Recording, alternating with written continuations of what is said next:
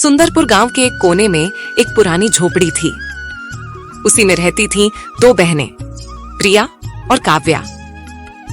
माँ बाप कुछ साल पहले आई महामारी में गुजर गए थे। उनके जाने के बाद दोनों बहनें खुद ही एक दूसरे का सहारा थीं। एक दिन अपनी ही धुन में झूमती हुई काव्या मंदिर से लौट रही थी। हाथ में पूजा की थाली थी, चेहरे पर वही पुरानी मासूम मुस्कान। अब आई है तू काव्या, सूरज सिर पर चढ़ाया और तू फूल तितली बनकर घूम रही है मंदिर में। दीदी, मैं जल्दी आने वाली थी, लेकिन गौरी काकी की बकरी झाड़ियों में फंस गई थी। निकालने में थोड़ी देर हो गई। तेरा क्या है? तू तो सबकी मदद करती घूमती रहती है, चाहे घर में चूल्हा जले या ना जले। दीदी, आप गुस्सा क्यों करती हो? माँ कहती थी जो दूसरों के काम आए वही इंसान कहलाता है। माँ अब नहीं है काव्या, और उनकी कही बातों की अब इस दुनिया में कोई मूल्य नहीं रही। अब कोई किसी के लिए कुछ नहीं करता। काव्या चुप हो गई। उसके चेहरे पर हल्की उदासी थी। वो झोपड़ी के कोने में रखे उस लकड़ी के संदूक तक गई जिसमें माँ की यादें अब भी सांस लेती थीं। संदूक से निकाली हुई एक साड़ी को छूकर काव्या अपनी दीदी से बोली, दीदी, जब ये साड़ी माँ पहनती थी ना, तब हमें देखकर मुस्कुराती थी। कहती थी तुम दोनों एक दूसरे का सहारा बनना। काव्या की बात सुनते ही प्रिया का चेहरा नम हो गया और उसकी आंखें पल भर को भीग गईं। लेकिन प्रिया अपनी भावनाओं को छुपाते हुए काव्या से बोली, मैं तुझसे सख्त हूँ काव्या, क्योंकि मैं डरती हूँ। अगर तुझे भी एक दिन कुछ हो गया तो मैं अकेली कैसे जीऊंगी? इस दुनिया ने मुझसे सब छीन लिया है। मैं नहीं चाहती तू भी मेरी तरह कमजोर पड़ जाए, इसलिए तुझे मजबूत बना रही हूँ। दीदी, आप कमजोर नहीं हो, आप ही तो मेरी ताकत हो। अगर आप मेरा हाथ थामे रखो तो दुनिया की आंधी भी मुझे हिला नहीं सकती। काव्या की बात सुनकर प्रिया के चेहरे पर उसके माता पिता के जाने के बाद पहली बार हल्की सी मुस्कान आई। उसी समय गांव की पगडंडी पर 3 परछाइयां उनकी झोपड़ी की तरफ बढ़ रही थीं। रामकिशन, सुशीला और उनका बेटा राहुल। ये थे बहनों के सगे चाचा चाची। अरे प्रिया, कैसी है मेरी बच्ची? तू ठीक तो है ना? बहुत मुश्किल से जिंदगी बीत रही होगी ना भैया भाभी के जाने के बाद।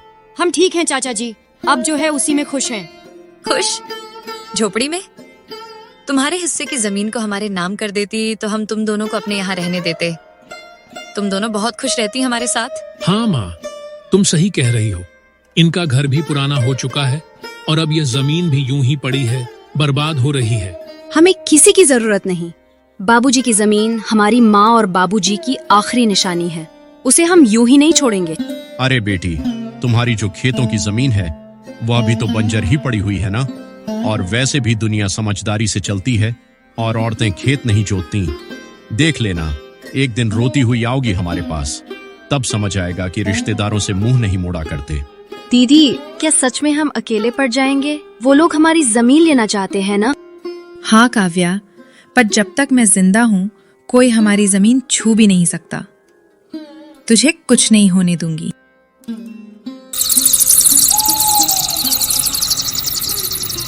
रात को चूल्हे के आगे बैठी हुई काव्या अपनी दीदी से बोली, दीदी, माँ की साड़ी मैंने संभाल कर फिर से संदूक में रख दी है। और हाँ दीदी, कल भगवत कथा है गांव में, चलेंगी ना?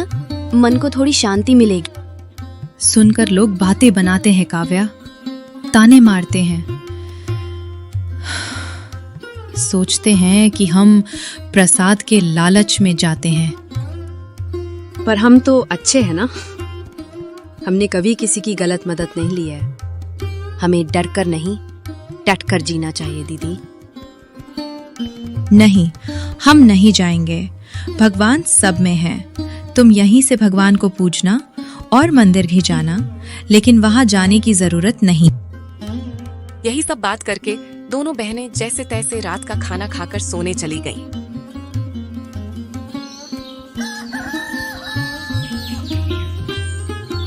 अगली सुबह दोनों बहनें अपनी जमीन को देखने गईं, जिसमें दोनों बहनों ने मेहनत करके थोड़ी सी सब्जियां उगाई थीं।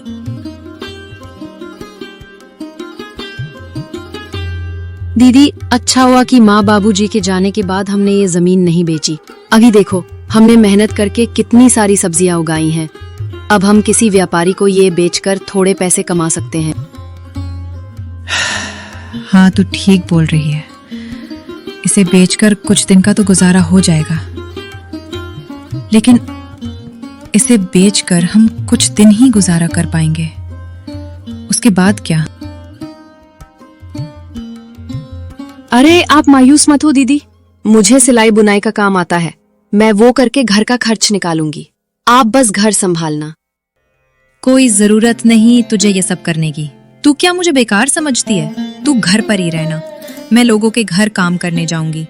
और मुझे बांस की टोकरियां बनाना भी आता है, जो बाबूजी ने सिखाया था। ये करके मैं घर का गुजारा निकाल लूंगी।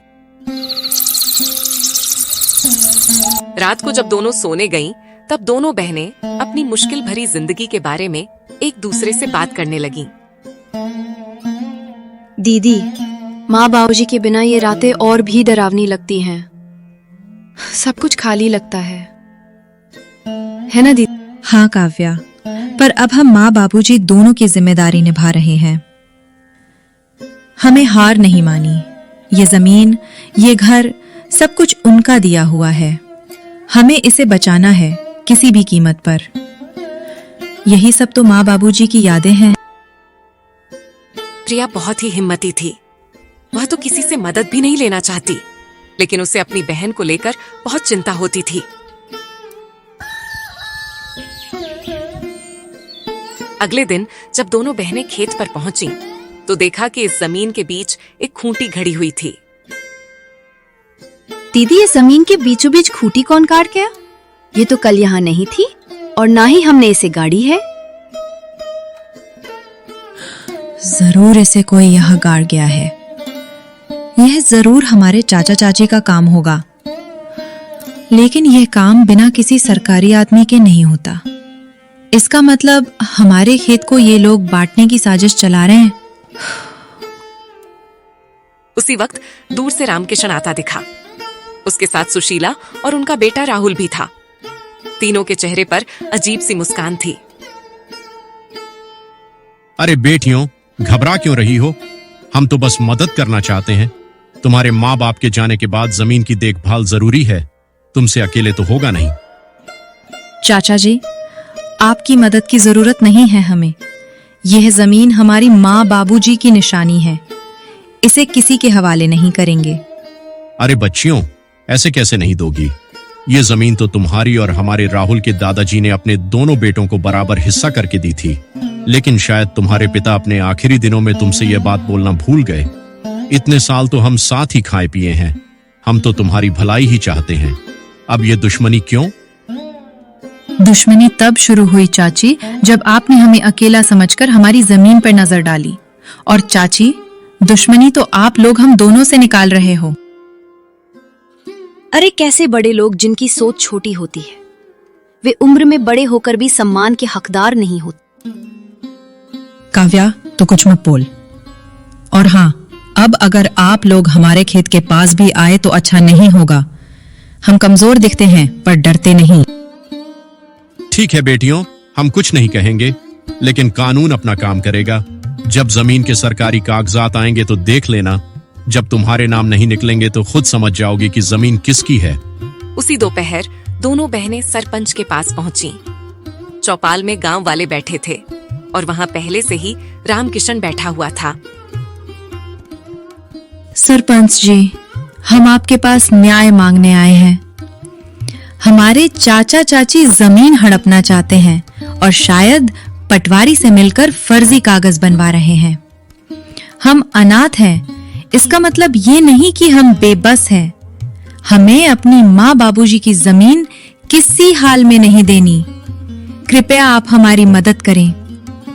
रामकिशन जी, अगर यह सच है तो यह गांव की मर्यादा के खिलाफ है। परिवार के नाम पर ठगी करना यहाँ नहीं चलेगा। सरपंच जी, ये लड़कियां हमें बदनाम कर रही हैं। हम तो बस जमीन की चिंता कर रहे हैं। इन दोनों बच्चियों को क्या पता जमीन के बारे में? ये जमीन के बारे में तो इनके पिता और मैं ही जानते थे। मेरा भाई तो अब इस दुनिया में नहीं रहा, इसीलिए अब मुझे ही तो सब कुछ देखना पड़ेगा। सरपंच ने इस बात को अगले दिन पंचायत में विस्तार से निकालने की बात की और फैसला अगले दिन देने की बात कही। बहनों की आंखों में पहली बार उम्मीद की चमक थी। रात को झोपड़ी में दोनों बहनें आपस में बात करती हुईं।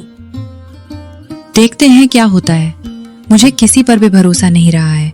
आखिर माँ बाबूजी के जाने के बाद मदद ही कहाँ की किसी ने हमारी। हमें बस भगवान पर भरोसा रखना होगा। माँ बाबूजी तो नहीं है, पर उनका आशीर्वाद जरूर है हमारे साथ। अब देखना दीदी, हमारे साथ कुछ बुरा नहीं होगा। रात गहरी हो चली थी। दूर कहीं उल्लू की आवाज गूंजी और हवा में कुछ सिसकियां थीं, और उन सिसकियों में काव्या की भी सिसकियां शामिल थीं। दोनों बहनों को चिंता की वजह से नींद भी नहीं आ रही थी। दीदी, विश्वास ही नहीं होता है ना कि हम अब अकेले हैं। कभी कभी तो ऐसा लगता है कि बाबूजी अचानक आएंगे और मुझे गले लगा लेंगे। हाँ काव्या, मुझे भी उनकी कमी खटकती है, लेकिन तू चिंता मत कर, मैं हूं ना। जब तक मैं जिंदा हूं तुझे किसी चीज की कमी नहीं होने दूंगी। लेकिन दीदी, जब माँ बाबूजी गए तब सबने कहा था हम हैं तुम्हारे साथ। फिर धीरे धीरे सब दूर होते गए। चाचा चाची तो जैसे बस हमारे हिस्से की जमीन के लिए ही हमारे करीब थे। सुबह होते ही गांव में एक अफवाह फैल गई कि रामकिशन अब पंचायत से कहकर जमीन अपने नाम करवाने की तैयारी कर रहा है। गांव की गलियों में लोग कानाफूसी करने लगे। अरे सुनो, रामकिशन ने तो कमाल कर दिया। अपने ही भाई की बेटियों को बेघर करना चाहता है। इन बातों की भनक प्रिया को लगी तो वो काव्या को लेकर सीधा सरपंच के यहाँ पहुंची। सरपंच जी, हमें आपसे इंसाफ चाहिए था। मेरे माँ बाबूजी की जमीन पर मेरे चाचा जबरदस्ती का दावा कर रहे हैं और आप लोग उनका साथ दे रहे हैं। मुझे आपसे ये उम्मीद नहीं थी। हम कोई अबला नहीं है, हम ऐसे चुप नहीं रहेंगे। सरपंच जी, ऐसे कैसे कोई भी आकर हमारी जमीन हड़प लेगा। थोड़े समय बाद रामकिशन भी वहां पहुंच गए और वहां पर नाटक करने लगे। सरपंच जी, हम तो बस इनकी भलाई चाहते हैं। भाई की मौत के बाद हमने ही इन्हें पाला है, आप तो ये अच्छे से जानते हैं। और अब जब लड़कियां बड़ी हो गईं तो हमें बदनाम कर रही हैं। जरा सोचिए, क्या यही इंसानियत है? प्रिया बेटी, तुम्हारे चाचा तो ठीक कह रहे हैं। तुम लोग तो एक ही परिवार के हो। परिवार के बीच यह झगड़ा क्यों? वैसे भी सरकारी कागजात के हिसाब से तुम्हारी जमीन में इनका भी हक है। ऐसे कैसे सरपंच जी? यह लोग हमारी मजबूरी को देखकर हमारा फायदा उठाने आए हैं। यह कोई परिवार नहीं है, यह बस जमीन के लालच में परिवार होने का दिखावा कर रहे हैं। ये सब बात चल ही रही थी कि तभी पटवारी भी वहां आ जाता है। हरिश्चंद्र की जमीन कानूनी तौर पर सिर्फ उनकी नहीं है, इसमें उनका भाई रामकिशन का भी हिस्सा है। ऐसे कैसे? तुम लोग तो बस कागजात के बारे में बोल रहे हो, लेकिन क्या सबूत है कि हमारी जमीन का चाचा जी भी हिस्सेदार है? हाँ प्रिया बिटिया, बात तो सही कह रही है। तुम लोग कुछ पुख्ता सबूत भी पेश करो, तब जाकर मैं पंचायत बुलाकर सही फैसला ले पाऊंगा। सरपंच के मुंह से यह सुनने के बाद रामकिशन थोड़े हताश जैसे नजर आए और वे वहां से निकल गए। अरे पटवारी, तुम किसका इंतजार कर रहे हो?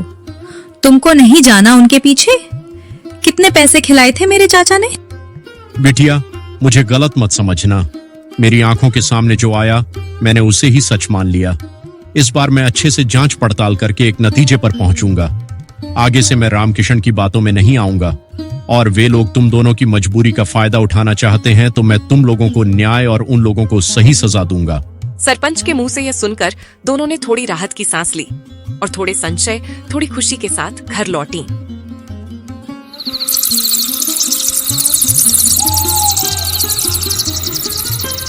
रात होते ही दोनों बहनें फिर से चारपाई पर बैठकर बात करने लगीं। आपको क्या लगता है कि हमारी जमीन हमारे पास रहेगी या फिर हमारे कपटी चाचा चाची को मिलेगी? हाँ काव्या, मैं भी वही सोच रही हूँ। उन लोगों का कोई भरोसा नहीं। वे लोग इतने लालची हैं कि हमारे साथ कुछ भी कर सकते हैं। माँ बाप जी के जाने के बाद उन लोगों ने अपना असली रंग दिखाना शुरू कर दिया है। यही सब चिंता में दोनों बहनों ने मुश्किल से अपनी रात काटी। गांव की हवाओं में हल्की सरसराहट थी। आसमान में बादल थे पर बारिश का कोई नाम निशान नहीं। लेकिन प्रिया और काव्या के मन में बहुत कुछ उमड़ रहा था, जैसे भीतर कोई तूफान उठ रहा हो। घर का आंगन सूना था और बहनों के चेहरों पर चिंता की लकीरें साफ झलक रही थीं। दीदी आज खेत चलें क्या? वो जो पिछली बार की सब्जियां बची थी, कहीं किसी जानवर ने नुकसान तो नहीं कर दिया होगा? कभी कभी किसी की गाय बकरी आ जाती है और पूरा नुकसान कर देती है। हाँ काव्या, चलो। खेत को देखने से मन भी हल्का हो जाता है, और बाकी बची हुई सब्जियां बेचने के लायक हो गई कि नहीं, साथ में देख लेंगे। लेकिन मुझे एक बात को लेकर चिंता है। गाय बकरी का तो पता नहीं, बस कोई इंसान हमारे खेत को नुकसान न पहुंचाए। वैसे भी हमारे अपने ही हमारी जमीन पर बुरी नजर डाले हुए हैं। दोनों बहनें खेत की ओर चल पड़ी। रास्ते में पेड़ों की छांव थी और चिड़ियों की चहल पहल। जैसे ही दोनों खेत के पास पहुंची, काव्या ने दूर से किसी की परछाई देखी। दीदी वो देखो, वो राहुल ही है ना?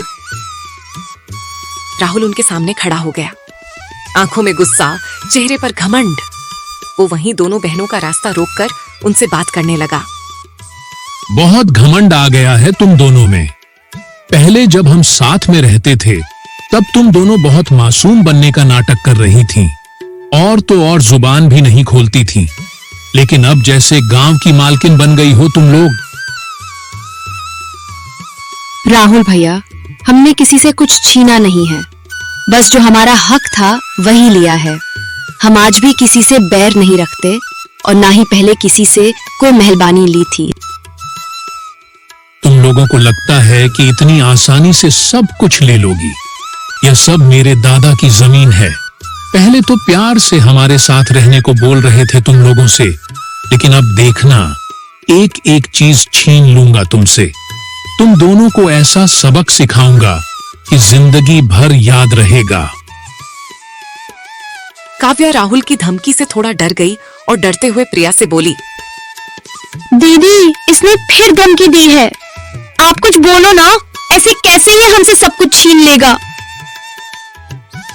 बहुत हो गया काव्या, कोई जरूरत नहीं इसके साथ झगड़ा करने की।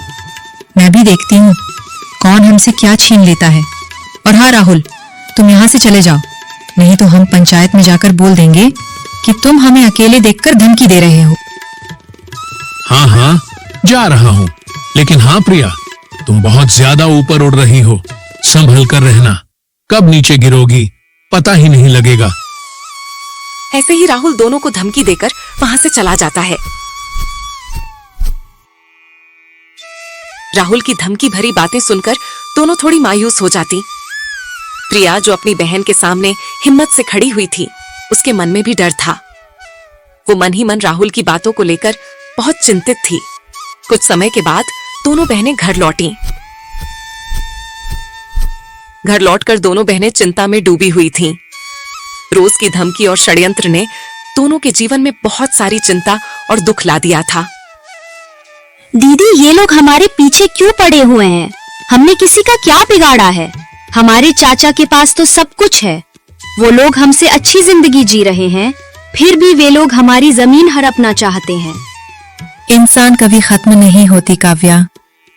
भले ही इंसान के पास सब कुछ हो, फिर भी इंसान और सेफ की चाह में लालच, जो या तो दूसरों का नुकसान करते हैं या फिर अपनों का ही नुकसान करते हैं। हम तो इनके खिलाफ कोई बड़ा कदम भी नहीं उठा सकते।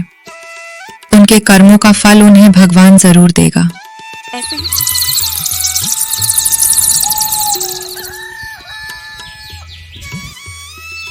ऐसे ही कुछ दिन बीत जाते हैं। एक दिन अचानक रामकिशन की चावल की मिल में किसी कारण आग लग जाती है। जब दोनों बाप बेटे को यह खबर मिली तो वे दौड़ते हुए वहां पहुंचे। मिल के बाहर लोगों की भीड़ जमी हुई थी, लेकिन गांव वालों ने पहले से ही आग बुझा दी थी।